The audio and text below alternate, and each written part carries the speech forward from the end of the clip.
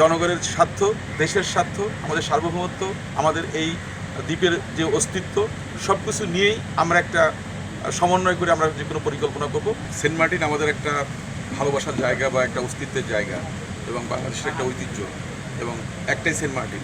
তো আমরা চাই এই দ্বীপটাকে সুন্দরভাবে সাজিয়ে তুলতে এবং আপনারা জানেন যে মাননীয় প্রধানমন্ত্রী সারা বাংলাদেশে 25 কোটি গাছ লাগানোর একটা উদ্যোগ নিয়েছে আগামী 5 বছরে।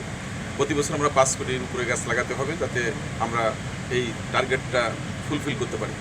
তো আজকে এখানে আমরা একটা ফলজ বৃক্ষ লাগালাম, আমাদের নারকেল গাছ, যেটা অত্যন্ত বড় একটা অর্থকরী ফসল আমাদের জন্য। আমরা বরিশালেও কিন্তু এই ধরনের গাছ লাগিয়েছি।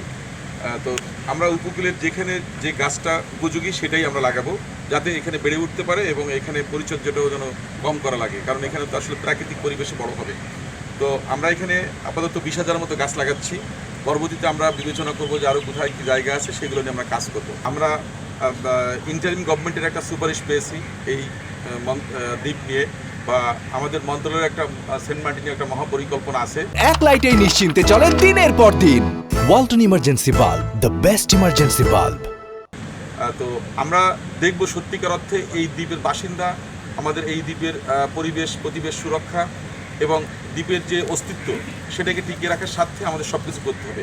এখানে যারা বসবাস করছে তারা একটা দ্বীপের অন্যতম অংশ, তাদের ব্যাপারটা আমাদের গুরুত্বের সঙ্গে বিবেচনা নিতে হবে এবং দ্বীপটাকে আসলে তারাই তো লালন করছে, ধারণ করছে বা সব কিছুই করছে, তাই না?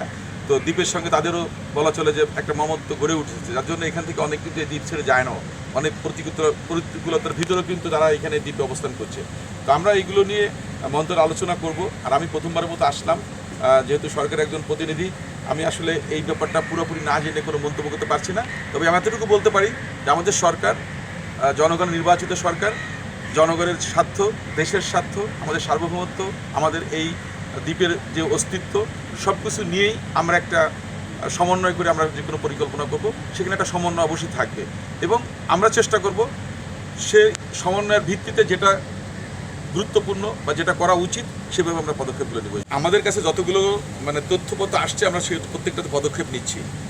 সে রাতে হোক দিনে হোক যেটাই হচ্ছে না, কারণ আমরা পদক্ষেপ নিচ্ছি, কারণ আমরা কোনো রাজনৈতিক দুর্বৃত্তায়ন করছি না বা আমাদের সরকার দায়িত্ব নেওয়ার পরে আমরা এই ধরনের কোনো প্রশ্রয় দিচ্ছি না। আমরা চেষ্টা করছি আমাদের দায়িত্বটাকে সঠিকভাবে পালন করার জন্য, এবার সবার সহযোগিতা নিয়ে সেটা আমরা করার চেষ্টা করছি। প্রশাসন আমাদের সহযোগিতা করছে।